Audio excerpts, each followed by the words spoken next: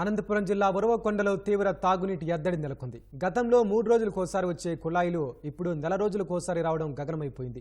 నెల రోజులు దాటినా నీటి సరఫరాపై స్పష్టత లేదు. 20 కాలనీల్లోని 9,000 గృహాల్లో 40,000కు పైగా జనాభా ఉంది. వీరికి సరిపడా 5,000 తాగునీటి కుళాయిలున్నా ఫలితం లేదు. నిమ్మగల్లులో ట్యాంకులు ఎండిపోయి నీటి సరఫరా స్తంభించింది. కనీసం రోజుకు ఒక వీధికి కూడా నీటిని సరఫరా చేయడానికి అవకాశం లేకుండా పోయింది. తాగునీటి సమస్యను ఎమ్మెల్యే పయ్యావుల కేశవ్ ఆర్డబ్ల్యూఎస్ అధికారుల దృష్టికి తీసుకెళ్లినా యంత్రాంగం ముందస్తు ప్రణాళికలను రూపొందించి అమలు చేయడంలో విఫలమైంది. సమస్య పూర్తిగా జటిలంగా మారి గుక్కడి నీటి కోసం ప్రజలు అవస్థలు పడుతున్నారు. నీటిని కొనుక్కొని తాగుతున్నామని చెబుతున్నారు. వాడకం నీళ్ళు లేక దాదాపు 1 నెలల నుంచి ఎదురు చూస్తున్నారు. ప్రభుత్వం దానిపైన స్పందన లేదు. గవర్నమెంట్ పంచాయతీ కూడా పనిచేయడం లేదు. ఇవి గ్రామ పంచాయతీ తరఫున కట్టించినవి. మరి వీటి బోరు మోటార్ కాలిపోయి 3 ఏళ్ళైనా మరి దాన్ని పూర్తి చేయలే.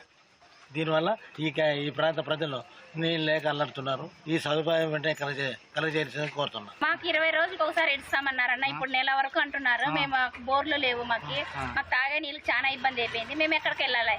ప్రభుత్వం అయితే పట్టించుకోదు. పంచాయతీ బోర్డులు రిపేర్ చేయరు. మరి మేము ఎక్కడికి వెళ్ళాలా? నీళ్ళు ఎక్కడో కుళాయిల బోర్లు ఉంటే అక్కడి నుంచి మోసుకొచ్చుకుంటున్నాం. మేము ఈ బోర్లు లేవు కదా. మాకు ఎక్కడన్నా బోర్లు ఉంటే అక్కడి నుంచి మాకు చాలా ఇబ్బంది అయిపోయింది. ఇంట్లో తాగే ఫిల్టర్ నీళ్ళు తీసుకుంటామన్నా. ఇంకేం చేయాలి? ఫిల్టర్ నీళ్ళు 10 రూపాయలు 15 రూపాయలు బింది పెట్టి కొనుక్కుంటున్నాం నీళ్ళు. మాకు నీళ్ళు రాక మేము చాలా ఇబ్బంది పడుతున్నాము.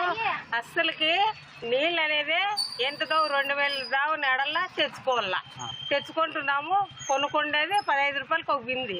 మేము కొనుక్కుంటున్నాం అన్న. ట్యాంకులు తెప్పించుకొని ఇంకా ఎన్నని తెప్పించుకోవాలా? అవన్నీ ఎంతలేనా 600 పడుతుంది మాకు ఒక ట్యాంకు తెప్పించుకోవాలంటే. అవి ఎన్నాళ్ళు వస్తాయి? 1 రోజులు వస్తాయి. మేము వారానికి 600 పెట్టే